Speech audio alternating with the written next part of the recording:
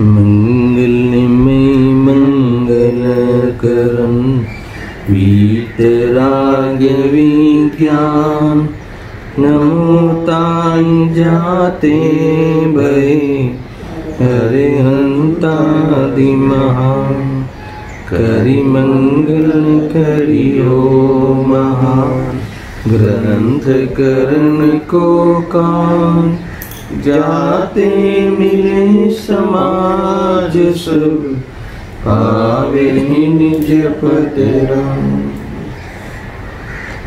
आत्म रूप अनुपम अद्भुत याहि भव सिंधु तरो आत्म रूप।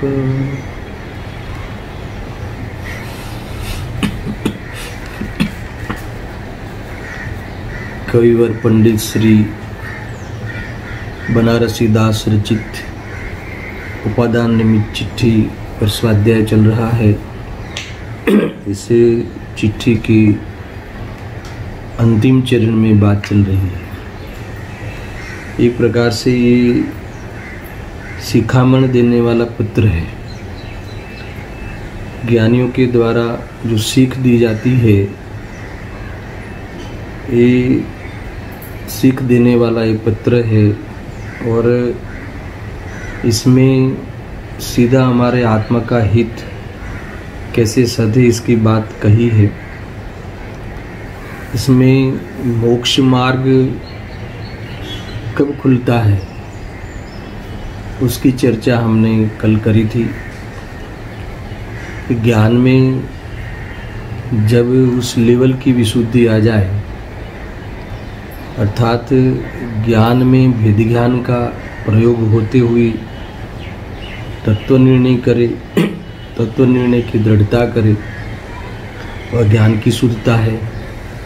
और उसके निमित्त से चारित्र के परिणाम संबंधी जो शुद्धता है, उसमें कसाय इतनी मंद हो जाए, अर्थात बाहर में भोगादि की प्रवृत्ति में इतनी हीनता आ जाए, ऐसे गर्भित शुद्धता इसे कही थी। और इस गर्भित शुद्धता को पंडित जी ने कहा कि दोनों विशुद्धता मोक्ष मार्गानुसारी है ना। अर्थात ऐसा जीव मोक्ष मार्ग का अनुसरण कर सकता है, ऐसी पात्रता वाला जीव ही मोक्ष मार्ग में प्रवेश कर सकता है ना। ये इन्होंने कहा था, ये भावों का यूनिफॉर्म है, ऐसा समझ लो। ऐसे यूनिफॉर्म के बिना, है ना, भावों का यूनिफॉर्म मोक्ष मार्ग में एंट्री नहीं मिलती। मगर साथ में भी कहा कि ये जो है, जो ये शुद्धता है, वो गर्भित शुद्धता समझना, ये प्रकट शुद्धता नहीं है। और ये दोनों गुणों की जो गर्भित शुद्धता है, जब तक ग्रंथि भेद नहीं होगा, फिर पहले गर्भित शुद्धता पहले आए, इसके बाद वहाँ अटक नहीं जावे, तो पंडित जी ने यहाँ ग्रंथि भेद वाली बात बहुत चलाई। फिर जब तक ग्रंथि भेद नहीं होता, तब तक वह मोक्ष मार्ग को साध नहीं सकता, है ना। यानी ऐसा है कि जब ये ज्ञान की इतनी वेद ज्ञान की ये प्रयोग विधि और उस निमित्त से चारित्र में, अर्थात तो उस कषाय में मोह सहित राग द्वेष में हीनता, तो ऐसी जो परत होती है, वहाँ मोह की पकड़ जो होती है, अटैचमेंट, वो अटैचमेंट बहुत ही वीक हो जाती है। और ऐसी परिस्थिति में अगर श्रद्धा का पुरुषार्थ सम्यक रूप से शुद्धोपयोग में प्रकट हो जाए या कर लेवे, तो वह सारी शुद्धता जो गर्भ में पड़ी थी, वह प्रकट होकर जीव को आनंद का दान देती है, निराकुलता का प्रारंभ होता है, अतीन्द्रिय सुख प्रकट होता है, स्वरूपाचरण चारित्र की कणिका प्रकट हो जाती हैं। ये ख्याल में है ना। तो इस प्रकार से ये पंडित जी ने कहा था, और तब जाके जो ज्ञान और चारित्र जो ग्रंथि भेद होने के बाद है ना, ये दो धाराएं, ये दोनों गुणों की धारा प्रवाह रूप से मोक्ष मार्ग को तय करती है, मोक्ष मार्ग में विशेष चलती हैं और वह केवल ज्ञान को प्राप्त करे, ज्ञान और चारित्र तथा ख्यात चारित्र को धारण करे, इस प्रकार से वह जीव मुक्ति को प्राप्त होता है। ये सारी बातें कही थी और इसके तुरंत बाद इन्होंने जो वहाँ गर्भित सुत्ता में ये बात कही कि वो कोई मोक्ष मार्ग नहीं है, वहाँ अकाम निजरा होती है, कोई धर्म रूप निजरा नहीं होती, कर्मों का अभाव नहीं होता, पाप तो पिटता है, पाप तो मतलब पाप की तो खूब निजरा होती है और पुण्य का विशेष बंध होता है, इसलिए जीव बंध से मुक्त नहीं होता। हाँ, इतना जरूर है कि वो अवकाश बढ़ता है, माहौल बनता है, उसमें जीव पुरुषार्थ करे, वर्णमन रूप भेद ज्ञान करे, सामायिक में शुद्धोपयुक्त को प्राप्त हो जावे तो ग्रंथि भेद होकर मोक्ष मार्ग चालू हो जाता है। मगर वहाँ जब इन्होंने एक अकाम निजरा कही थी तो वहाँ बंध को बंध है ही नहीं ऐसा कहा था, अल्प बंध को निषेधात्मक भाषा में कहा था। तो कुछ शंकाकार ने आशंका करके प्रश्न किया कि भाई ज्ञान के जानपणा में निजरा होती है, वो तो बराबर है, मगर जो विशुद्धता चारित्र की विशुद्धता है वहाँ तो स्वभाव का बंध होगा, वहाँ कैसे निजरा होगी, सुनना बराबर से। तो पंडित जी कहते हैं कि ये बात हमें मान्य है कि स्वभाव में भी बंद होता है, हमें मान्य है।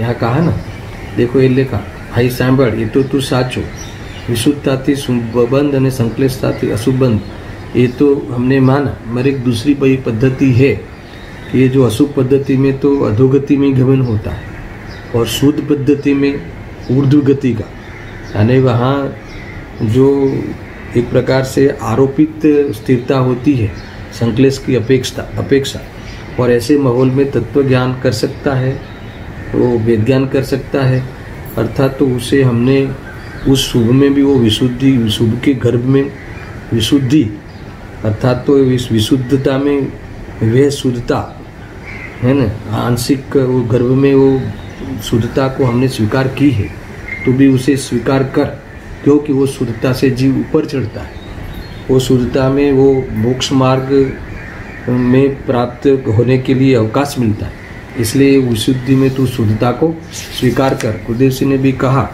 विशुद्धता में गर्भित शुद्धता है, ये बात कही थी, मगर इसका अर्थ ये नहीं लेना कि विशुद्धता स्वयं कोई शुद्धता है ना, ये शुभ से आगे जाके कोई शुद्धता की बात है और वहाँ फिर वो ग्रंथि भेद करके वही शुद्धता प्रकट हो जाती है, यानी शुभ में गर्भित शुद्धता है, ये बात स्वीकार करनी चाहिए, है ना। मगर कौन सी शुभ की, कौन से लेवल का शुभ, जो गर्भित शुद्धता कही ना, उस लेवल का शुद्ध, यानी वो ऐसा नहीं कि मात्र व्रतादि कर लिए, ऐसा नहीं, उसमें मोह मंद पड़े, जो अटैचमेंट ढीली पड़े, वो वाला ऐसा परिणाम जिसके निमित्त से मोह मंद पड़े, ऐसा ज्ञान और चारित्र का परिणाम को ही यहाँ गर्भित शुद्धता कही, क्योंकि अटैचमेंट तोड़नी है ना, अटैचमेंट हमें हटानी है, तो ये इसके लिए यहाँ ये बात कही थी। सुनना आगे, है ना। इसके बाद पंडित जी आगे विषय आगे मैं चलाता हूँ, यहाँ तक तो सारी चर्चा हो चुकी थी। कहते हैं कि पुनः ग्रंथि भेद को मुख्यता देते हुए कहते हैं कि ग्रंथि भेद था त्यारे ज मोक्ष मार्ग था, शुभवा में वो जोर नहीं है कि वो मोक्ष को साधे, संतों के प्रताप से सब अवसर आ चुका है, हे जीव तू जाग ले, यानी ये हमें संतों की जो वाणी होती है, इसमें कभी वो आपको है ना संतुष्टि हो जाए कहीं कोई स्टेज में शुद्ध भाव में, ऐसा निरूपण अर्थात ऐसी प्रेरणा नहीं देते, है ना। तो अच्छी बात है, बढ़िया है, शाबाश, गर्भित शुद्धता में ऐसा नहीं, ग्रंथि भेद करे तो शाबाश, अभी कहेंगे लास्ट में, उपसंहार में कहेंगे आज, ऐसा है। सुनना भी मोक्ष मार्ग को ग्रंथि भेद में की मुख्यता कैसे देते हैं और मोक्ष मार्ग में प्रवेश हो गया, ऐसा करके जाहिर करेंगे। देखो, विशुद्धता सदाकाल मोक्षनो मार्ग, इसका अर्थ क्या है ना, ये देखो ये कथन ऐसे आते ना जीव भ्रमित हो जाए, मगर इसमें ये कहना चाहते हैं, गुरुदेव ने खोला है कि मोक्ष मार्ग की पात्रता जो है ना, वो विशुद्धता में पाई जाती है। जब भी विशुद्धता हो तो मोक्ष मार्ग की पात्रता बनती ही बनती है, सदा बनती है। मोक्ष मार्ग का अवसर मिलता ही मिलता है विशुद्धता में। एक कहा समझ में आया ना? वैसे देखो वो वाली जो विशुद्धता है ना, जो हर जीव को होती है, तो वो उसे इसीलिए ही बंध के अभाव करने का उसे अवसर मिलता है। इस अपेक्षा से भी विशुद्धता सदाकाल मोक्ष मार्ग, कितनी भी संक्लिष्टता हो, मगर वहाँ इतनी विशुद्धि अल्प भी बनी रहती है कि स्वभाव पूरी तरह से ढंक नहीं जाए। तो वो इसीलिए तो आगे है ना, बंध के अभाव का अवसर आने का चांस है इस जीव को, इसीलिए तो चांस है। मगर ये चांस कब कहलाएगा कि गर्भित शुद्धता हो, और वो गर्भित शुद्धता हो तो वो नियम से वह ग्रंथि भेद करने की लायकात वहाँ है। अब करे तो हो, ये बात यहाँ कहने वाली है ना। વિશુદ્ધતા સદાકાળ મોક્ષનો માર્ગ છે, પરંતુ ગ્રંથિભેદ વિના વિશુદ્ધતાનું જોર ચાલતું નથી। ઉદાહરણ દેते हैं, જેમ કોઈ પુરુષ નદીમાં ડૂબકી મારે, જ્યારે ફરી ઉછળે ત્યારે દેવયોગે તે પુરુષની ઉપર નૌકા આવી જાય તો यद्यपि તે પુરુષ તરવૈયો છે, है ना, वो तारक है, तो वो तैरना जानता है, तो પણ કેવી રીતે નીકળે? समझ में आया ना? ऐसा है, उसके ऊपर स्टीमर आ जाए, तैरना जानता है मगर वो प्रवाह में ऊपर आ जाए तो वो नहीं तीर पाए। ऐसा यहाँ ग्रंथि भेद का स्टीमर आ जाए, ये कह रहे ग्रंथि भेद नहीं करे, विशुद्धता में वो संतुष्ट हो जाए तो ऊपर नहीं आएगा, ऊपर वो मतलब खुलेगा नहीं, ये कह रहे हैं। देखो वहाँ कहते हैं कि तेनो जोर चाले नहीं, घणो कलबल करे पण तेने वश काई नहीं, कितना भी करे। अभी देखो कहाँ घटित करते हैं, तेम विशुद्धता थी पण ऊर्ध्वता तो जाणवी, यानी वो तरवैया तो है, ऊर्ध्वता तो है उसके पास, मगर તેથી તેને ગર્ભિત શુદ્ધતા તો કહી, મगर તે ગર્ભિત શુદ્ધતા ગ્રંથિભેદ થતા मोक्ष मार्ग तरफ चाली, और वो ग्रंथिभेद नहीं करे तो जैसे स्टीमर वाली बात आई ना, तो वो मोक्ष मार्ग में है ना, वो प्रवेश नहीं कर सकता। ग्रंथिभेद करना जरूरी है, फिर भी वो मोह की जो अटैचमेंट जो बंद हुई है वो टूटनी चाहिए। ये जब तक नहीं करे तब तक वो अंदर का जो शांत पानी है, शांत, वो लाभ नहीं ले सकता, वो परत તૂટની चाहिए। તેમ વિશુદ્ધતાની પણ ઊર્ધ્વતા જાણવી, તેથી તેને ગર્ભિત શુદ્ધતા કહી। તે ગર્ભિત શુદ્ધતા ગ્રંથિભેદ થતા मोक्ष मार्ग तरफ चाली, बस ये मोक्ष मार्ग प्रकट हो गया। ग्रंथिभेद हुआ यानी बस वो मान्यता जो जोर था ना उसमें, वो गर्भित शुद्धता का परिणाम तो था कि ये मैं हुई नहीं, मैं हुई नहीं वाला विकल्प भी वहाँ नहीं रुकता, और मैं जो हूँ उसकी अनुभूति कर लेता है, प्रतीति कर लेता है। और प्रतीति तब कहलाए कि वो निर्विकल्प होकर ये मैं हूँ, ये मैं नहीं हूँ वाला विकल्प भी नहीं रहे, है ना। और जो हूँ में विकल्प नहीं होता, हूँ में हूँ पे ना हो जाता है, तब जाके वह परिणति शांति को प्राप्त होती है, मुक्ति के मार्ग में वो प्रवेश कर लेता है। देखो यहाँ लिखा ना, પોતાના સ્વભાવ વડે વર્ધમાન રૂપ થઈ फिर विकास होता है ત્યારે પૂર્ણ યથાખ્યાત પ્રગટ કહેવાયું।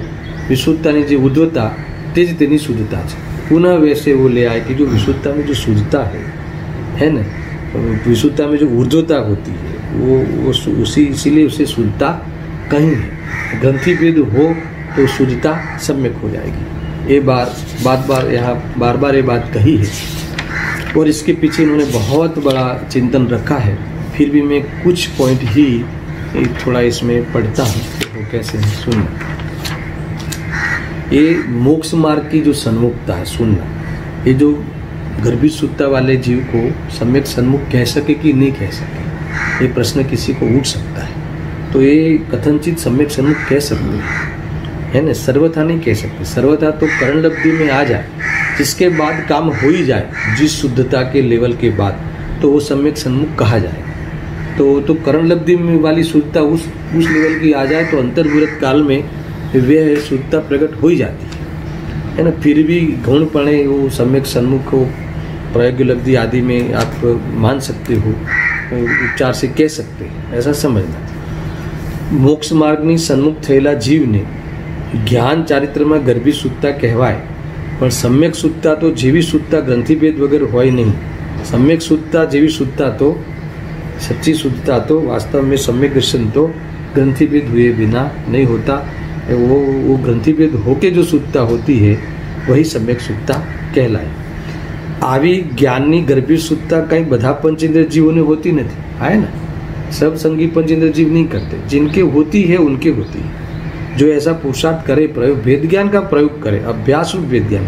देखो ज्ञान में भेद ज्ञान का अभ्यास रखना, ये पूरे मान लो कि मैं कहना रह भी जाए अंत अंत में, तो ये बात ध्यान में रखना कि ज्ञान में भेद ज्ञान का अभ्यास रखना और इतना निरंतर रखना कि तुम्हें हर समय ये तत्व का जो पक्ष आते जाए और जो अतत्व का जो पक्ष है वो उघलता जाए. वो तुम्हारे बिना विचारे भी तुम्हारा इसका पक्ष ही आते रहे, है ना. अन्य कुछ कार्यों में तुम दिखे तो भी पक्ष इसका ही बनता रहे, वो मूल बात है. बनता है, उपयोग तो जाएगा.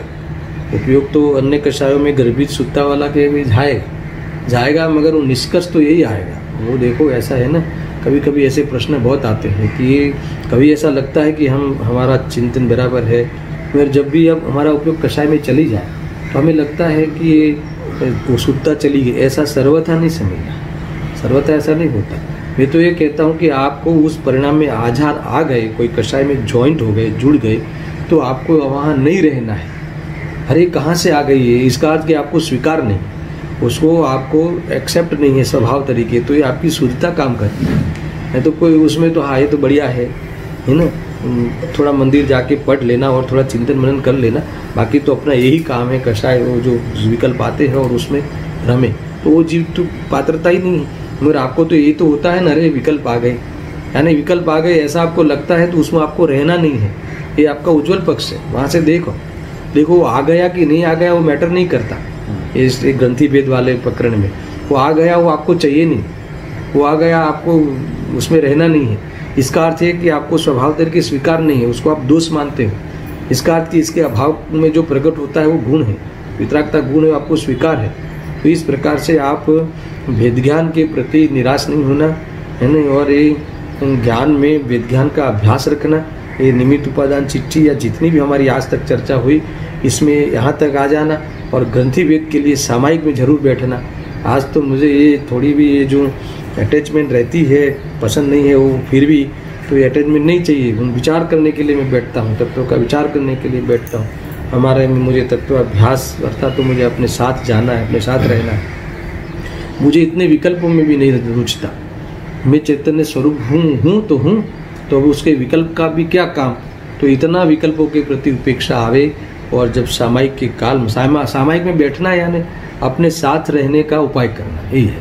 तो इस उपाय में आपको शुद्धोपयोग का लाभ है ना पुरुषार्थ होते हुए जरूर होगा. इसलिए मैं बार बार बीच में आपको ये है ना ब्रेकिंग न्यूज़ समझ लो आप, है ना, बीच में आता ना इम्पोर्टेंट न्यूज़, चलती धारा में भी बीच बीच में कहने का भाव आ जाए कि ज्ञान में क्या करना, विज्ञान का अभ्यास रखना. तुम्हारे जीवन में हर घटनाओं में तुम्हें जो सीखे है, तुम्हारी धारणा में तुमने अपना बनाया है ना, जो उसी को ही पुष्ट होता हुआ देखना. नहीं होता हो तो एक बार बुद्धि से विचार करना. बुद्धि से विचार करने के बाद तुम्हें बुद्धि से विचार नहीं करना पड़ेगा, सहज उसका पोषण होगा. तो ये जो इसमें आपकी जो कषाय की जो ताकत है ना, कषाय शक्ति इतनी हीन होती है, और इतना कषाय आवे तो भी उस लेवल की नहीं आती. समझ में आया ना कि इसमें तुम्हारा जो जाना माना हुआ गर्भ में सत्य है उसको चैलेंज करे अथवा उसको तोड़ देवे, ऐसा नहीं होता. ऊपर से उसी का ही पोषण होवे, ऐसी एक व्यवस्था बनती है. और इतनी अद्भुत है अपने आप में. तुम अकेले अपने जीवलोक में अपने ही जीवलोक में आनंद करो, ऐसी मस्ती है ये ध्यान रखना. देखो क्या कहते हैं कि આવી જ્ઞાનની ગર્ભિત સુત્તા કંઈ બધા પંચેન્દ્રિય જીવોને હોતી નથી, है ना. जो करे उसको होती है, ये कहा है ना. हर स्वाध्याय करने वाले को गर्भित सुत्ता नहीं होती, बस गर्भित सुत्ता वाला स्वाध्याय का अवलंबन जरूर लेता है. ख्याल में आया कि नहीं, ये जरूर है. स्वाध्याय के आधार से ही चिंतन मनन प्रारंभ करता है, और फिर वही बाह्य में तो इतना ही उपदेश देंगे भाई स्वाध्याय करो. और स्वाध्याय करो इसका अर्थ क्या, स्वाध्याय करके तुम निर्णय करो. तो जैसे तुम कहो कि भाई हमें तो ऐसा लगता है, हमें तो ऐसा लगता है, तो जनरली विद्वान क्या कह देते हैं, भाई स्वाध्याय करो. स्वाध्याय करो यानी स्वाध्याय करके तुम सही निर्णय करो, और सही निर्णय करके तुम उस निर्णय की पुष्टि करो, है ना. जगत में तुम जीत जाओ, ये गारंटी है. ये बात यहाँ आई. देखो આવી જ્ઞાનની ગર્ભિત સુત્તા કંઈ બધા પંચેન્દ્રિય જીવોને હોતી નથી. એકેન્દ્રિય આદિક અસંગની સુધી તો કોઈને હોતી નથી. असंगनी पंचेंद्रिय तक को तो पर्याय में वो शक्ति ही नहीं। हमें पर्याय में शक्ति है, मरे शक्ति के अनुरूप जो उद्यम करे है ना, वह जीव आगे बढ़ता है। कई बातें आई है, देखो वो वाली बात आई ना कि विशुद्धि में भी शुद्धि को स्वीकार करना। तुमने ये प्रश्न रख दिया था ना कि विशुद्धि है उससे तो बंद होता है, वहाँ तो निजरा का तो अकाम निजरा होती है। हम यही कहते हैं, हम कोई धर्मरूप निजरा नहीं कहते हैं, मगर स्वभाव की ऊर्ध्वता तो होती है ना। वो उस माहौल में तुम्हारी ऊर्ध्वता होती है। तुम मोक्ष मार्ग की सन्मुखता वाले जीव हो, सम्यक्त्व के सन्मुखता वाले जीव हो। अभी बस घड़ी भर में तुम वो ग्रंथि भेद करने वाले हो, यानी इसको तुम उस लेवल की ये ऊर्ध्वता आई है स्वभाव में, नहीं तो कहाँ से वो टूटती ही नहीं। मैंने कहा था ना, कोई मुंह एक धड़ाक से नहीं टूटता, टूटता है तो अपने अंतर मुहूर्त में टूट ही जाता है, मगर गलने का काम ये गर्भित सुत्ता वाला कई पर्याय के सिलसिले में होता है। ऐसा नहीं है कि आज बैठे और आज हो गया, है ना। तुमने आज से प्रारंभ किया तो वो सिलसिला चलेगा, तो कई पर्यायों के सिलसिले में फिर वो वाली बात आ जाएगी, 5 लब्धि वाली पूर्व में, और उत्तर पर्याय में तुम तत्समय की योग्यता में ग्रंथि भेद का पुरुषार्थ करते हुए, अभी मुझे तो ये जो गर्भ वाली शुद्धता भी नहीं उसमें मुझे उतनी शुद्धता भी पोसाती नहीं है। हमें तो व्यक्त करने के लिए पनपता है जी, फूटता है जी, ऐसा हुआ। देखो और बताते हैं, अशुभ वखते जेटली तीव्र अशुद्धता है तेटली शुभ वक्ते नहीं होती, इतना कहना है। शुभ वक्ते अशुद्धता मंद पड़ी है, यहाँ ध्यान देना दर्शन, है ना। शुभ वक्ते अशुद्धता मंद पड़ी है, ते अपेक्षा तेमा विशुद्धिનું અંશ કહ્યો, પણ એ કોઈ મોક્ષ માર્ગરૂપ નથી, માટે ગર્ભિત શુદ્ધતા કહી તેને મોક્ષ માર્ગ ન કહ્યો। મોક્ષ માર્ગની સમ્યક શુદ્ધતા એ આ ગર્ભિત શુદ્ધતા એ બંનેની જાત જુદી છે। મગર સુનના હવે જો ખાસ વાત કરते हैं कि આત્માનો મુક્ત સ્વભાવ છે, એટલે બંધાયેલા કર્મો સદાય બંધાયેલા જ રહેતા નથી। आत्मा, हर आत्मा का स्वभाव कैसा है? मुक्त है ना। त्रिकाली स्वभाव तो मुक्त ही है, इसीलिए बंधे हुए कर्म भी सदा बंधे हुए नहीं रहते। वो स्वभाव संयोग में स्वभाव पड़ा है ना, मौजूद है, वहाँ हर पर्याय में मौजूद है। इसीलिए वे कर्म सदा वहाँ रुक नहीं सकते, टूटते हैं, छूटते हैं। अकाम निजरा होती है, कह रहे हैं सदा छूट्या करे છે, अर्थात अकाम निजरा तो थया ज करे છે। તેને એટલો અવકાશ રહે છે कि कभी એટલી અશુદ્ધતા થતી નથી कि अकाम निजरा पण નથી, यानी इतना अवकाश रहता है कि इसको है ना अबंध स्वभाव का को प्राप्त करने की विशुद्धि आवे, है ना। ऐसा स्वभाव का अंश खुला रहता है। तेनो ज्ञानांश स्वरूपक्षम भाव रूपे जरा खुल्लो ज रहे છે, અને संकलेश भाव वखते कितना भी संकलेश हो निगोद से बाहर नहीं तो कैसे आता। अजान रूप ज्ञान इतना पीटा हुआ है, फिर भी परिणामों में वह ज्ञान का अंश खुला रहता है। इसलिए परिणामों में विशुद्धि संकलेशता अल्प आते हुए ऊर्ध्वता होती है। અને સંકલેશ ભાવ વખતે અમુક કર્મોની નિદ્રા તો ચાલુ જ છે। આત્માને છૂટવાનો અવકાશ તો સદાય હોય છે। देखो ये हमारे लिए शुभ समाचार, छूटने का है ना वो अवसर तो सदाय होता है, पर छूटने का पुरुषार्थ करना, भेद ज्ञान करना है ना। अभ्यास रूप भेद ज्ञान पे ध्यान देना भाई, ज्ञान में भेद ज्ञान का अभ्यास रखना। तुम है ना दब नहीं जाना, कोई मैटर आ जाए, उपयोग ऐसा वहाँ में उदय आ जाए तो ज्ञान में तुम्हारे टैलेंट में भेद रूप ज्ञान का भेद ज्ञान का अभ्यास रखना। वो अभ्यास रखोगे तो परिस्थिति का हल आ जाएगा, यानी तुम्हारे विकल्प का जवाब मिल जाएगा, है ना। तुम्हारे विकल्प की शक्ति डाउन हो जाएगी, है ना, आकुलता कम हो जाएगी, और मार्ग को प्राप्त करने की प्रकट करने की क्षमता इतनी बढ़ती है, ऊर्ध्वता आती है। ये यहाँ कहते हैं। फिर भी जो धर्म रूप निजरा तो धर्म प्रकट करने से होती है, धर्म में जो निजरा होती है वो। પણ અહીં તો સમ્યક પુરુષાર્થના બળે મિથ્યાત્વાદી કર્મોનો અત્યંત નાશ કરીને સાક્ષાત મોક્ષ માર્ગ કેમ પમાય એની અહીંયા વાત છે। એ વાત કહી देखो मैं पढ़ता हूँ।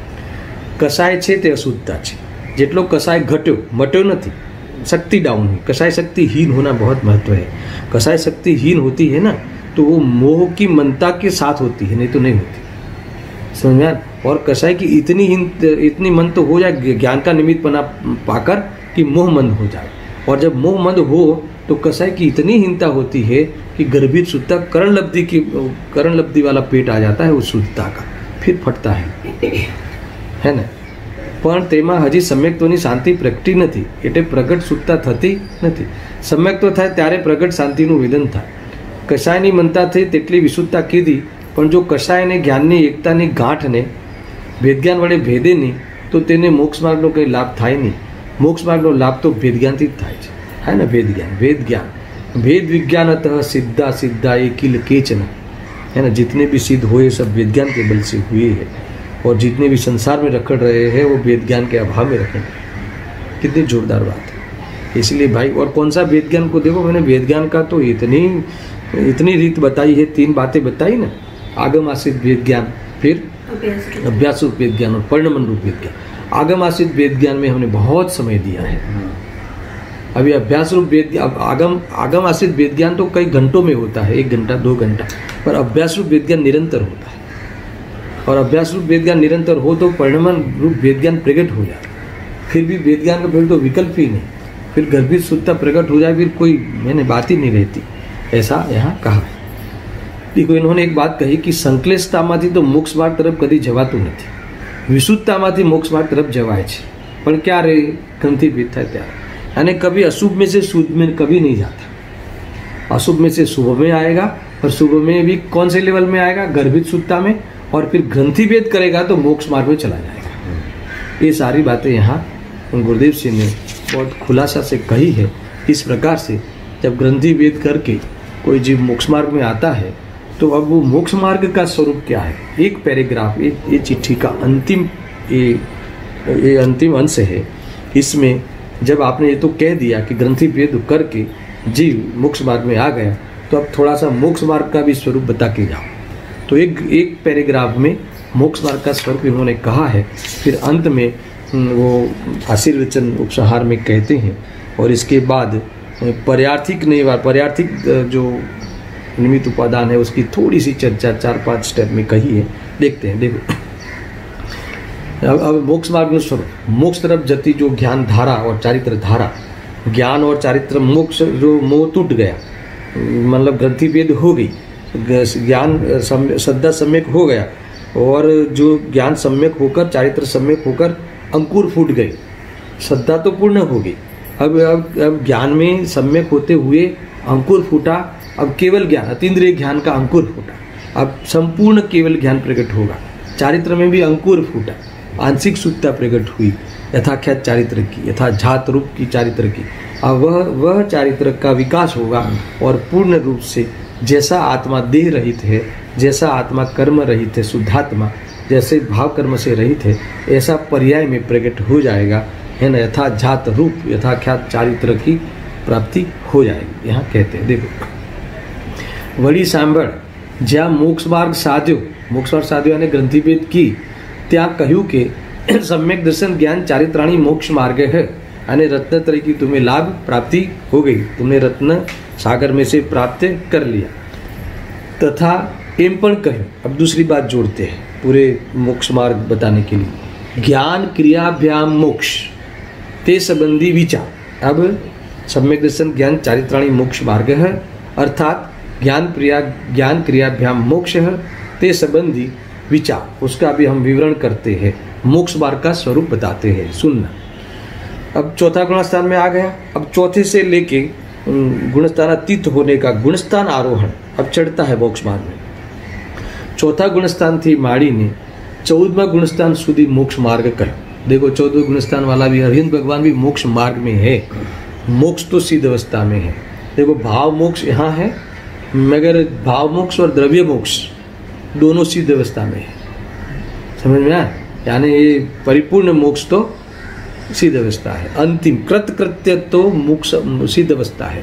अरविंद भगवान को भी अघाती कर्म और देह आदि संयोग में है, इसलिए वहाँ कृत्य तो भाव अपेक्षा कही है और द्रव्य अपेक्षा अभी भी कृत्य नहीं है, क्योंकि और संयोग किसी द्रव्य के संयोग में रहना वो आत्मा का स्वरूप नहीं है ना. आत्मा तो विदाउट, बिना संयोग के रहे, संयोग की दृष्टि छूटे, संयोगी भाव छूटे, फिर संयोग छूटे. क्या कहा?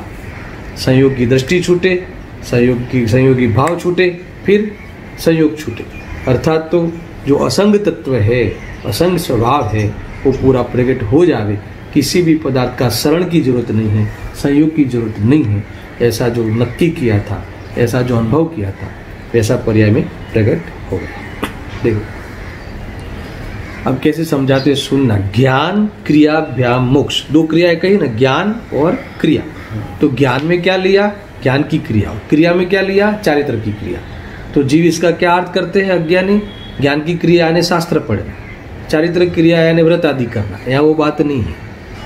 लोग ज्ञान और लिखा है ना शास्त्र में, ज्ञान क्रिया भ्याम मोक्ष, ज्ञान और क्रिया करे तो मोक्ष चले जाते हैं। तो हम शास्त्र पढ़ते हैं, वो हमारा ज्ञान हो गया, और हम क्रियाएं करते हैं, रात्रि भोजन आदि नहीं करते तो हमारी क्रिया हो गई चारित्र की, तो हम मोक्ष चले जाएंगे। ऐसा नहीं है।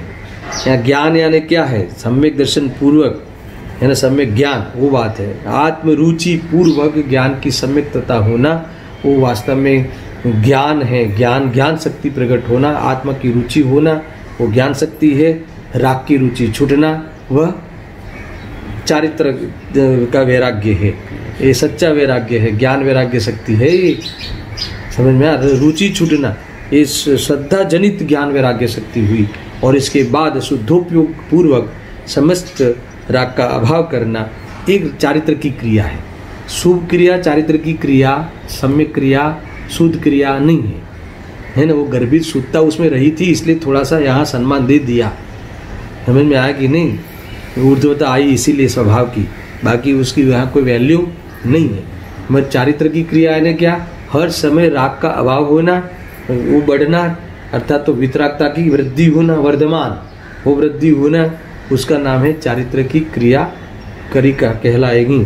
और ज्ञान क्रिया श्रद्धा इसमें अंडरस्टूड है। सम्यक दर्शन पूर्वक सम्यक ज्ञान हो जाना, आत्मरुचि पूर्वक ज्ञान का भेद ज्ञान खिल जाना, इसका नाम ज्ञान क्रिया। और चारित्र की क्रिया ने रुचि छूट जाना राग की, और राग छूट जाना, क्रम से छूट जाना, चौकड़ी प्रमाण छूटते जाना, वो चारित्र की क्रिया।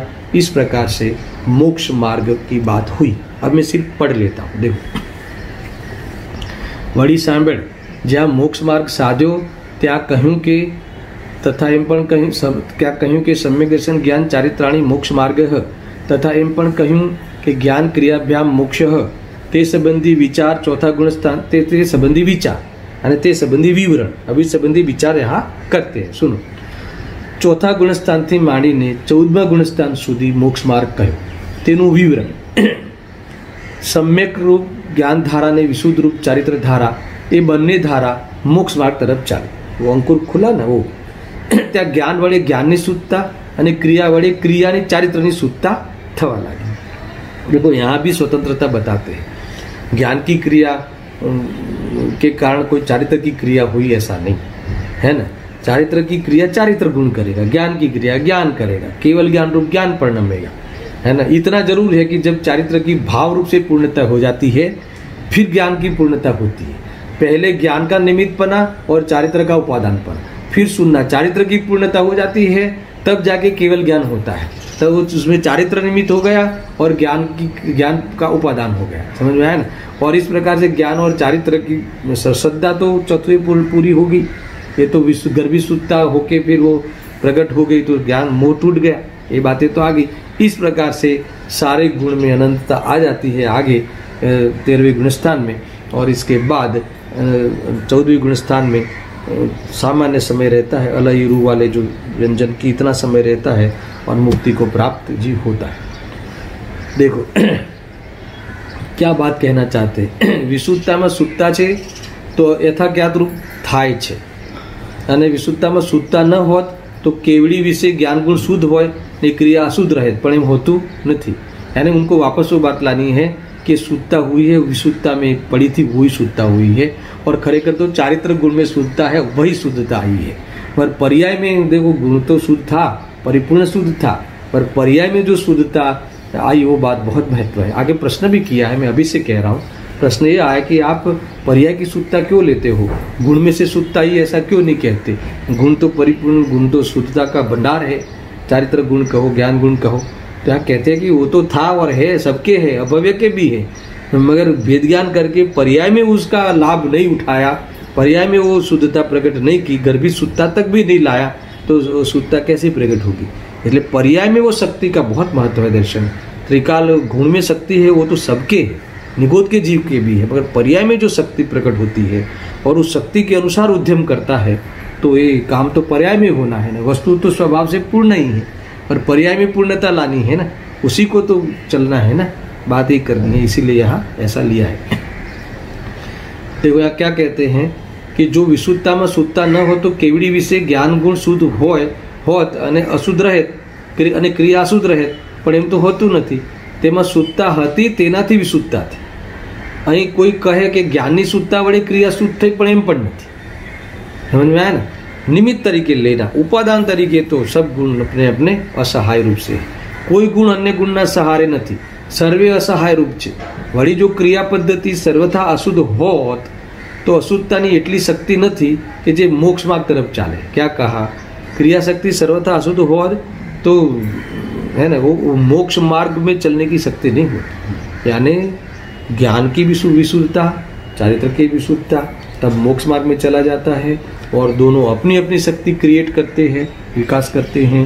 यानी आत्मा के अनंत गुण असहाय है, एक दूसरे के लिए सहाय की जरूरत नहीं है, सारे गुण अपने अपने स्वकाल में पुरुषार्थ के बल से वे पूर्णता की ओर चलते हैं, और फिर परिणाम में परिपूर्णता आ जाती है। आए समझ में? देखो ये सारे विषय चले हुए हैं, आपको थोड़ी स्पीड लगती होगी, मगर ये अब तो इतना समझा है तो समझ में आ जाना चाहिए। देखो ये ख्याल में आया, सर्वे असहाय रूप છે। वળી जो क्रिया पद्धति सर्वथा अशुद्ध होत तो अशुद्धतानी એટલી શક્તિ નથી કે જે મોક્ષ માર્ગ તરફ ચાલે, માટે વિશુદ્ધતામાં યથાખ્યાતનો અંશ છે, તેથી એ અંશ क्रमे क्रमे पूर्ण થયો। यानी उनको ये बात पुनः याद कराई कि विशुद्धता में शुद्धता का अंश है।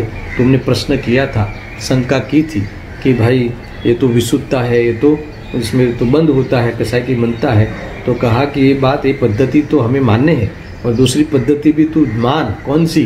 कि वो विशुद्धता में ऊर्ध्वता होती है, स्वभाव की ऊर्ध्वता होती है ना। ऊर्ध्वता ऐसी होती है कि जो मोह को गलाती है, और फिर ग्रंथि भेद करके तीनों की शुद्धता एक साथ प्रकट हो जाती है, रत्नत्रय की प्राप्ति हो जाती है।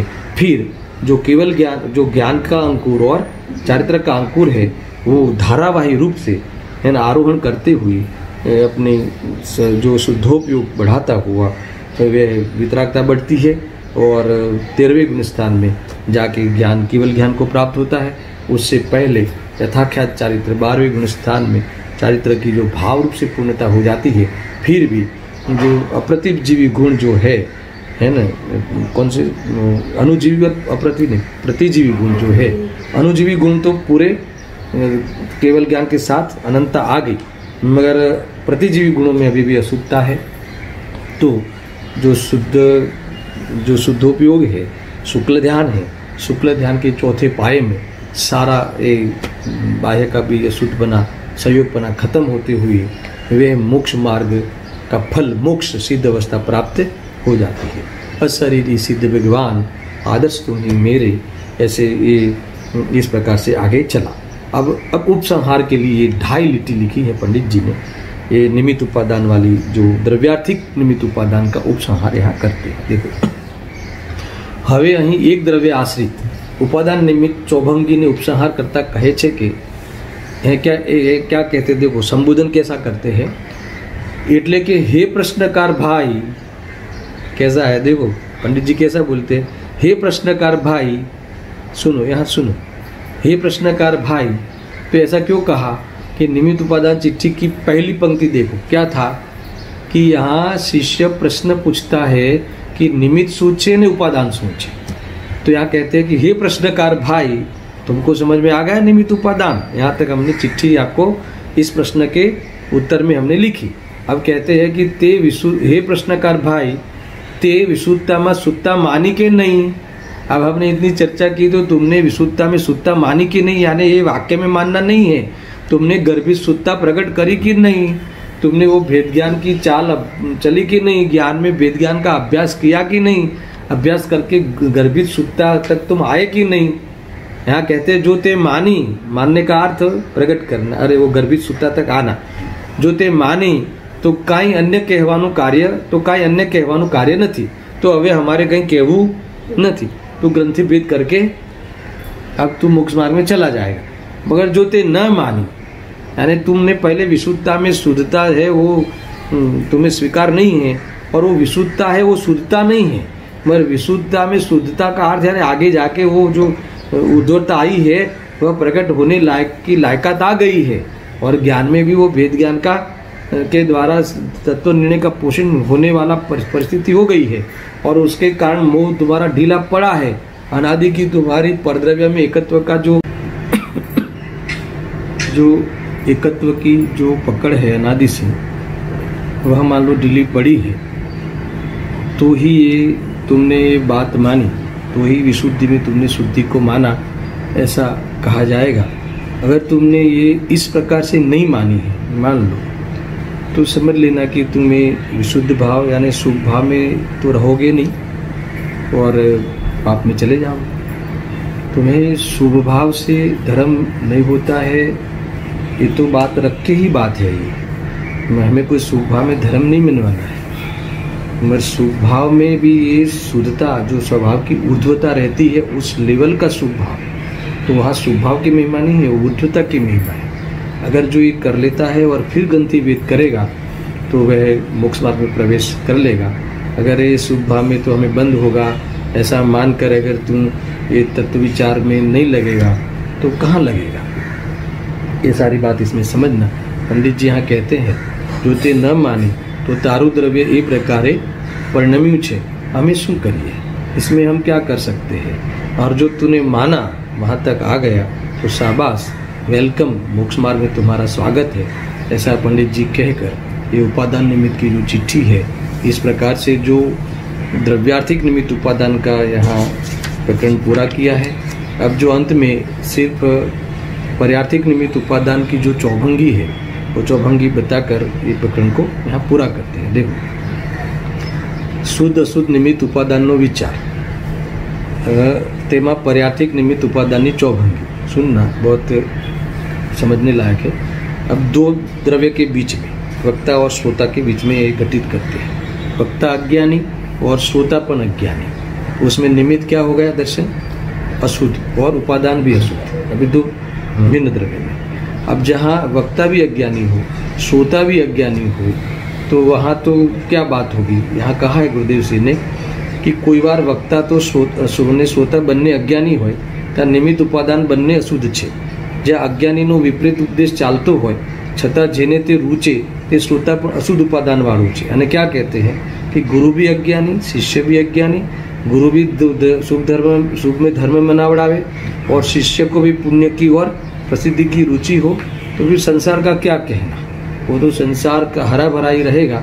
ये पहले नंबर की परिस्थिति हुई। दूसरे में वक्ता अज्ञानी और श्रोता ज्ञानी। अरे निमित्त कैसा? अशुद्ध और उपादान शुद्ध। वक्ता कैसा है? अज्ञानी। सुनना, ये थोड़ी परिस्थिति गंभीर है कि वक्ता अज्ञानी है और श्रोता ज्ञानी है। गुरुदेव सिंह क्या कहते हैं?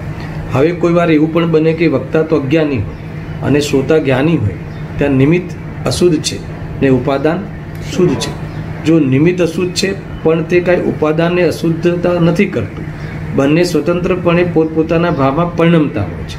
પણ સુનના, अब ज्ञानी कोई कहीं भी जहाँ तहाँ अज्ञानी का उपदेश सुनने जाता नहीं है ना। यहाँ वक्ता अज्ञानी और श्रोता ज्ञानी, तो कोई ज्ञानी कोई किसी को भी सुनने बैठ जाए ऐसा नहीं, मगर कोई ऐसा प्रसंग हो, कैसा कि कोई मुनि हो, बाह्य में आचरण है ना यथार्थ हो और निरूपण भी एकदम जिनवाणी के अनुसार हो, तो गुरुदेव से यहाँ खुद लिखते हैं कि ज्ञानी क्यांय ज्याते अज्ञानी उपदेश सांभळवा जाए नहीं, पण कोई मुनि वगैरह होय, बहारनो व्यवहार चोख्खो होय, એ શાસ્ત્ર અનુસાર પ્રરૂપ ના કરતા હોય, અંદર કોઈ સૂક્ષ્મ મિથ્યાત્વનો પ્રકાર તેને રહી ગયો હોય, કદાચ બીજાને તેનો ખ્યાલ ન પણ આવે, તે જ્ઞાની તે મુનિની સભામાં બેસીને સાંભળતા હોય, ખ્યાલ में ऐसे सुनना क्या लिखा? वंदना आदि व्यवहार भी करता हो, क्योंकि द्रव्यलिंगी सच्चा हो, चोखा हो तो उसको नमस्कार किया जाता है, और निरूपण भी सही, वो भी एक द्रव्यलिंग ही है, निरूपण सच्चा होना वो भी है ना।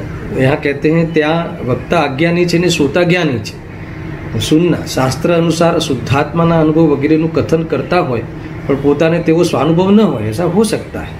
ने श्रोताમાં कोई ज्ञानी હોય તેને એવો સ્વાનુભવ થઈ ગયો હોય, ऐसा हो सकता है। शास्त्र अनुसार प्ररूप ना હોય तो તે ज्ञानी સાંભળે, और शास्त्र के विरुद्ध में बात आई हो तो फिर वो उसका निषेध करे। कदाचित कहीं अभी बैठ गए और कोई शास्त्र की विरोधी बात आई तो उसका इनकार करे और निषेध करे और इस प्रकार से समर्थन नहीं करे, ये बात यहाँ आई है। देखो, कोई वक्ता अज्ञानी हो ऐसा और कोई ज्ञानी, यहाँ गुरुदेव जी कहते हैं दूसरे पैराग्राफ में कि जो श्रोता धर्म पामे तो पहले किसी की देशना सुनी हुई होती है, और ये किसी अज्ञानी, भले वो वक्तव्य सही हो और अज्ञानी हो तो भी यहाँ जूने संस्कार ताज़ा हो जाए, पहले सुना हुआ और अपना काम कर लेता है। पहले भगवान की या ज्ञानी की कोई बात सुनी हुई होनी होती हो, एक तो ये बात का। दूसरी बात ये भी है इसमें कि जो शास्त्र है, देव शास्त्र गुरु श्रद्धान के सम्यक दर्शन का सुनो यहाँ उत्कृष्ट निमित्त है। तो ये जिनवाणी तो है, तो ये तो जिनवाणी है, वो तो उसके वक्ता तो श्री गुरु है, केवली है, शुद्ध केवली है ना। इसीलिए इसके निमित्त से कार्य हो सकता है। आप वक्ताओं के उसमें नहीं पढ़ना कि वक्ता ज्ञानी है कि अज्ञानी है, आप नहीं पकड़ पाओगे, मगर उसका निरूपण आगम अनुसार है कि नहीं, उतना हमें देखना है। हमने भी अनंत बार पूर्व में भगवान की वाणी सुनी है, इसलिए वो तो कार्य मान लो हो गया समझो। और किसी की वर्तमान में ये जो जिनवाणी किसी के द्वारा सुने और वो जुने संस्कार हमारे खुल सकते हैं। अर्थात जिनवाणी तो साक्षात है, यानी जिनवाणी यानी भगवान की वाणी भले अभी साक्षात नहीं खिल रही है, पर इसी का अंश है। स्वयं कुंदकुंद देव कहते हैं कि केवली शुद्ध केवली भणितम, ये उनकी ही कही हुई बात है। ऐसा कहकर हमें वो कहते भी है, इसीलिए कोई टेंशन नहीं करना, विकल्प नहीं रखना। है तो कोई एकांत कर लेते हैं कि भाई हम तो इनको ही सुनेंगे। अब टोडरमल जी भी ज्ञानी है कि अज्ञानी है, कहाँ परीक्षा करने जाओगे, किस किस की परीक्षा करोगे, है ना। इसीलिए परीक्षा करने के लिए मत बैठना। ये परीक्षा करना है तो जिनवाणी की जो बात राग पोषक होती नहीं, वितरागता पोषक होती है। इस परीक्षा करके वो वाणी को सत्य मान के स्वीकार करना, इस प्रकार से अपना कार्य साधना। ये दूसरे भाग में बात आई। अब तीसरा, वक्ता ज्ञानी हो और श्रोता अज्ञानी हो, निमित्त शुद्ध और उपादान अशुद्ध, इसमें तो कोई बात नहीं, समूषण है। कई अज्ञानी बैठे हैं तो भगवान की वाणी खिरती है और अपना काम कर लेते हैं। उपादान देखो, कोई भगवान की वाणी खिरती है इसलिए समूषण में सब लोग सम्यक तो ले लेंगे, ऐसा नहीं है। जो उसको अनुसरण करेंगे और गर्भित सुता प्रकट करेंगे तो हो जाएगा, यानी वहाँ भी निमित्त और उपादान स्वतंत्र है। अब चौथी परिस्थिति, कोई बार वक्ता ज्ञानी हो और श्रोता भी ज्ञानी हो, यानी सामने भगवान हो और श्रोता गणधर देव हो, तो मान लो कि ऐसा दृश्य का तो क्या कहना है ना, ऐसी सभा की दिव्य दीदार का तो क्या बात करना कि सामने श्रोता कौन हो, चार ज्ञान के धारी श्री गणधर देव हो और वक्ता सिमंदर भगवान अर्थात तो है ना तीर्थंकर परमात्मा हो। तो ऐसी परिस्थिति का तो क्या कहना, तो वहाँ भी फिर भी वह कार्य स्वयं स्वतंत्र होता है। इस प्रकार से इन्होंने निमित्त उपादान की जो पर्यार्थिक निमित्त उपादान की चौभंगी की बात भी यहाँ इन्होंने इतनी सी कह दी है। ऐसा कहकर उन्होंने ये बात को भी यहाँ शामिल करके स्वीकार किया है। तो हमें इस प्रकार से अब लिखते हैं, आ रीते वक्ता અને શ્રોતારૂપ નિમિત્ત ઉપાદાન કુલ 4 પ્રકાર કહ્યા, તે દરેકમાં ઉપાદાન નિમિત્ત બંનેની સ્વતંત્રતા સમજવી અને દૃષ્ટાંત અનુસાર ભિન્ન ભિન્ન દ્રવ્યોમાં સર્વત્ર ઉપાદાન નિમિત્ત બંનેની સ્વતંત્રતા સમજી લેવી એ પરાશ્રય બુદ્ધિ છોડીને સ્વાશ્રય વડે મોક્ષ માર્ગ સાધવો તે તાત્पर्य છે। इस प्रकार से जो उपादान निमित्त चिट्ठी हमने कई दिनों से स्वाध्याय में ली थी वो आज पूर्ण हुई। अब कल से ये जो ऑनलाइन जिन देशना शिविर अंतर्राष्ट्रीय अष्टानिका महापर्व यानी प्रारंभ होता है, यानी 8 दिन वो बहुत बड़ा जिन देशना ऑनलाइन शिविर यहाँ उसका वो प्रसंग रखा गया है। यानी हम इस शिविर का सब भाग अपन सब लाभ लेंगे। और इसके बाद वीर शासन जयंती का पर्व आता है 6 तारीख को, यानी वहाँ तक अब ये सुबह का हमारा प्रोग्राम यहाँ विराम देते हैं। और 7वीं डेट 7 जुलाई पुनः हम इसी समय पे मिलेंगे। और इस प्रकार से अपना जो भी आगे का विषय जो नक्की होगा वो आगे आपके फ़ोन पे आ जाएगा कि कौन सा विषय चलाना है, विचार करके हम बता देंगे और नया कोई विषय हम प्रारंभ करेंगे। मगर ये जो 8 दिन और 9वां जो वीर शासन जयंती पूरा, हम तो हमारे गांव में अगर इस अष्टानिका में आते तो एक विद्वान आते, यहाँ सैकड़ों विद्वानों के द्वारा पूरे दिन भर सुबह में पूजन से लेके यानी विधान से लेके सारे गुरुदेव जी के प्रवचन आदि सारा प्रोग्राम रखा है। हम सब मिल के उस प्रोग्राम का सम्मान करेंगे लाभ लेकर। और इस प्रकार से इसीलिए अभी इस मेरे द्वारा जो इस सुबह का प्रोग्राम है उसको विराम देते हैं और 7 तारीख से पुनः प्रारंभ 8:30 से 9:15 बजे तक हम पुनः मिलते हैं। ये बात मैंने कही। अभी ये जो चिट्ठी के जो अंतिम जो बात हुई, इसमें एक बात खास ध्यान में रखना, कुछ भी समझ में नहीं आया हो तो ये वेद ज्ञान की कमाल है। अभ्यास रूप वेद ज्ञान में है ना, वेद ज्ञान का अभ्यास रखना, कहीं चिंता नहीं करना। वो कषाय आ जाती है, उसकी चिंता हो, वो क्वालिटी है, क्योंकि आपको कषाय चाहिए नहीं, यानी वो कषाय को दोष रूप से स्वीकार किया है, और उसके अभाव में जो चीज प्रकट होती है गुण, उसके आप चाहक हो, उसका आपको पक्ष अंदर में बन रहा है, गर्भ में मन पड़ रहा है, और विशेष उसको स्वाध्याय के द्वारा पोषण करें, सामायिक में बैठकर तत्व विचार करें शांति से। कई बातें आई है, देखो समय तो पूरा हो गया है, तो सुगाणी जी का जो 250 नंबर का बोल है, आप इसमें आधार लेना और विशेष चिंतन करना। देखो मैं थोड़ी सी 2 पंक्ति है, 2-5 मिनट में बता देता हूँ। इसमें जो लिखा है कि रुचिમાં ખરેખર પોતાની જરૂર લાગે ત્યારે પોતાની વસ્તુની પ્રાપ્તિ થયા વિના રહે નહીં।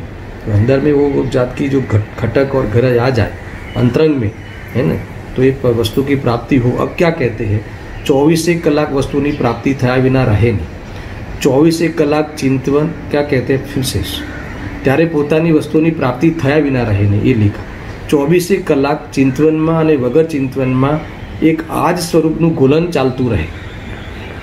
अब बिना विचार का अर्थ क्या है, यही गर्भित सुखता, यानी तुम अन्य विचार करो तब भी इसी का पोषण हो, इसका नाम बिना विचार भी ये गोलन चलता रहा। ये कहते हैं जे विषयની रुचि હોય છે તે વિષય સેંકડો બાહ્ય કાર્ય કરવા છતાં પણ ચાલુ જ રહે છે। બહારનો ઉપયોગ ઉપર ચાલે છે, તેમાં જાગૃતિ હોતી નથી, यानी इसमें रुचि होती नहीं, गौण होता है। विषयની रुचि હોય છે તેમાં જ जागृति रहे છે, यानी हमें जो बात बैठी है गर्भ में भी उसी का ही पोषण होता है। सैकड़ों कार्य करता रहवा छતાં પણ તે બધાની ગૌણતા જ રહ્યા કરે છે અને रुचिનો विषय જ मुख्य रहे છે। जो हमें जो विषय समझ में आया है, हितकारी लगा है शास्त्र के माध्यम से और स्वयं को युक्ति के माध्यम से लगा है, हम पोषण कर रहे हैं, उसी का ही पोषण होगा। देखो विकल्पात्मक विचार में पण शरीर आकार चैतन्य मूर्ति ने टाकी दूँ, ये तो बहुत बड़ा विषय है, मैं सिर्फ पढ़ के बता देता हूँ। हूँ तो आज छूँ, सुख दुखनी जे कई पर्याय थाय तेनी उपेक्षा राखो। हूँ तो आज छूँ, सुनो, हूँ तो आज छूँ विचार चाले तेनी पण गौणता राखो, है ना। અને वो विषय वो यही मैं हूँ, ये विकल्प भी अभी हमें विकल्प ख्याल में आ गया है ना, यही मैं हूँ तो हूँ, ऐसा तुम अनुभव कर। हूँ तो एवो ने एवो चैतन्य मूर्ति छू, बस आज दृढ़ता करता रहो, यानी उसी की दृढ़ता बढ़ती है। एक अंतिम बात बताता हूँ, सांभळવું, शास्त्र वाँचવું वगैरह बधानी गौणता थवी જોઈએ। गजब की बात है ना। आपने अभी शिविर जाहिर करी, अब यहाँ क्या कहते हैं दर्शन, सांभळવું, शास्त्र वाँचવું वगैरह बधानी गौणता थवी જોઈએ। एकांतનો વધુ अभ्यास રહેવો જોઈએ। इसका अर्थ क्या है, देखो जैसे आपने अभी एक प्रवचन सुना, किसी का भी सुना, फिर दूसरे का, फिर तीसरे का, ये शिविरों में अलग बात है, वो स्पेशल हम सीखने जाते हैं, रूटीन में ऐसा नहीं होता। आप जिस भी इसका गुरुदेव का सुनो या किसी वक्ता का सुनो, फिर उस संबंधी तुम विचार करो, पहले तो उस विषय का विचार करो, फिर अपने जीवन के साथ उसको घटित करो, है ना। तुम विचार का स्पेस रखो, नहीं तो सुनते ही जाओगे तो विचार का अवकाश नहीं रहेगा, और विचार का अवकाश नहीं रहेगा तो एक गर्भित सुखता का आधार नहीं बनेगा। तो इस प्रकार से जो भी सुनते हो, पहले एक वस्तु की भले रसोई बनाते हुए सुनो मत, विचार चालू हो तो हो, और नहीं हो तो जो तुमने बैकअप माइंड में जो धारणा में तुमने मूड़ी कमा के रखी है, तो उसके आधार से तुम्हें ये सारे प्रसंग में वही सिद्ध होगा कि कौन करे, स्वतंत्र होता है। इस प्रकार से यानी तुम्हें अभ्यास, एकांत का अभ्यास, एकांत यानी अपने परिणामों में एकांत का अभ्यास, अपने सोच में एकांत का अभ्यास, यानी अपने परिणामों में राग की संगति संबंधी त्रुटि आना, राग की संगति संबंधी अपनी उपेक्षा रहना, है ना, यही एक एकांत है। अंदर में जो विकल्प आते हैं, विकल्प की गरज नहीं भासे, वही ये अंतरंग एकांत है, ये भी अंतर्जल्प एकांत है। वास्तव में तो सम्यक दर्शन हो जाए, शुद्धोपयोग हो जाए, इससे बड़ा सम्यक एकांत और कुछ नहीं होता, ऐसी बात समझना। अंत में भी मैंने यही एक बात आपको कही कि ज्ञान रूप जो ज्ञान में अभ्यास रूप वेद ज्ञान को मुख्यतः देना, और इस प्रकार से निमित्त उपादान की चिट्ठी में हमने जो कमाई करी है अपने ज्ञान में, उसको कमाई को हम भोगे, और बार बार हमारी जो निमित्ताधीन दृष्टि है उसको हम छोड़े, और पर्याय की दृष्टि है उसे भी हम जो मोह है उसको हम घलावे, अर्थात गलाने में क्या करना है, इसका सत्य का पोषण करना है, सत्य का स्वीकार करना है। हमें हर जगह पे सत्य भाषित तो होना चाहिए, है ना। पूरा विश्व का जो पंडमिन है वो स्वतंत्र है, वो हमें ख्याल में आना चाहिए, है ना। ये विश्व की अटल मर्यादा हमारे विवेक में आ जाए तो हमारा आत्महित होगा। ऐसा कहकर अभी आज का प्रोग्राम में को विराम देता हूँ और 7 तारीख को हम सुबह में 8:30 बजे पुनः कोई न कोई अच्छा विषय लेके हम पुनः मिलते हैं। सहजानंदी शुद्ध स्वरूपी अविनाशी आत्मस्वरूप, सहजानंदी शुद्ध स्वरूपी अविनाशी आत्मस्वरूप, सहजानंद शुद्ध स्वरूपी अविनाशी आत्मस्वरूप।